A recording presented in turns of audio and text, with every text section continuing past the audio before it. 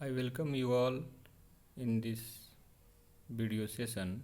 This is the third part of the part of speech, and now I have taken some words to discuss with you. Down. This word has different functions in different sentences. Let's see how. First sentence is downed a plane.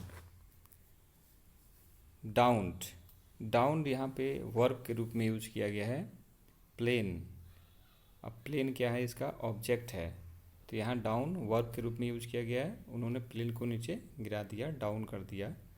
Second sentence है please sit down. यहाँ पर imperative sentence है, request किया गया है sit down. Down यहाँ position बता रहा है, स्थान बता रहा है, और सिट को मॉडिफाई कर रहा है, इसलिए यहाँ पर यह एडवर्ब है। नेक्स्ट सेंटेंस है the fire engine came रसिंग down the हिल। अब यहाँ पर फायर इंजन कैसे आ रहा है, रसिंग down the hill. Down the हिल यानी हिल के नीचे की तरफ, यानी यह संबंध बता रहा है हिल का बाकी पार्ट से कि कैसे उसका आपस में संबंध है। The Potter was killed by the down train.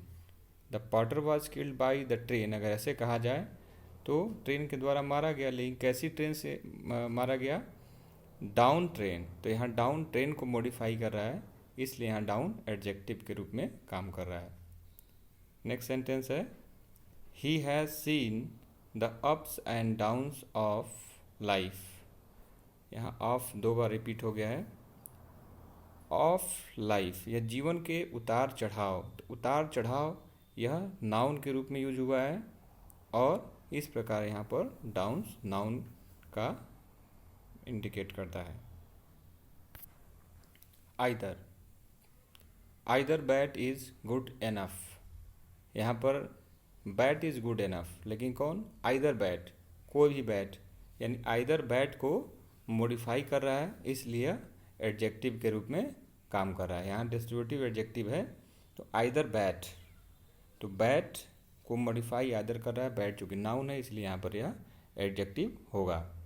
Ask either of them, उनमें से किसी को भी, यानी उनमें से, तो उनमें से कहना यहाँ क्या है, डिस्ट्रीब्यूटिव प्रोनाउन है, और यह आइदर यहाँ पर प्रोनाउन के रूप में काम कर रहा है। He must either work or starve, यह कंजंक्शन के रूप में आइदर काम कर रहा है। कैसे, he must work, he must starve. तो यह दो सिचुएशन है, दो सेंटेंसेज हैं, इनको आपस में आइदर क्या कर रहा है, कनेक्ट कर रहा है। Else, I have something else for you. यहाँ पर जो फर्स्ट एल्स है यह एडजेक्टिव के रूप में काम कर रहा है। अब प्रश्न उठेगा कि बहुधा यह देखा जाता है कि एल्स या जो एडजेक्टिव होता है वह नाउन के पहले आता है, लेकिन समथिंग के बाद यहाँ एल्स आया है, तो हमको यह भली भांति अवगत होना चाहिए कि else placed after someone, anybody, nothing, etc, someone, somebody, something, anyone, anybody, anything, no one, nobody, nothing, everyone, everybody, everything, and the adverb somewhere, anywhere, nowhere, everywhere can be followed by else. यानी इतने शब्दों के बाद else का प्रयोग किया जाता है। जब भी ये शब्द आते हैं जिनका मैंने अभी नाम लिया, इन शब्दों के बाद ही एल्स का प्रयोग होता है, पहले नहीं होता है। तो यहाँ पर एडजेक्टिव एल्स कैसे होगा, क्योंकि समथिंग, जो समथिंग है वह एक प्रोनाउन के रूप में काम कर रहा है, इंडेफिनिट प्रोनाउन के रूप में काम कर रहा है, चूँकि एडजेक्टिव का काम ही है कि नाउन अथवा प्रोनाउन की विशेषता बतलाना। तो एल्स इस समथिंग को मॉडिफाई कर रहा है, और यह रूल है कि जब भी मैंने अभी पहले जितने शब्दों को काउंट किया इनके बाद ही एल्स आता है, इस प्रकार एल्स यहाँ पर एडजेक्टिव है। Shall we look anywhere else, अब यहाँ पर एल्स एडवर्ब के रूप में आया, तो एल्स एनीवेयर को मॉडिफाई कर रहा है। एनीवेयर क्या है, प्लेस है, स्थान का बोध करा रहा है, इसलिए यह क्या होगा, जब स्थान का बोध कराए तो यहाँ पर यह एडवर्ब होगा। थर्ड है make haste else you will miss the train. अब यहाँ पर जो एल्स है वह कंजंक्शन के रूप में काम कर रहा है।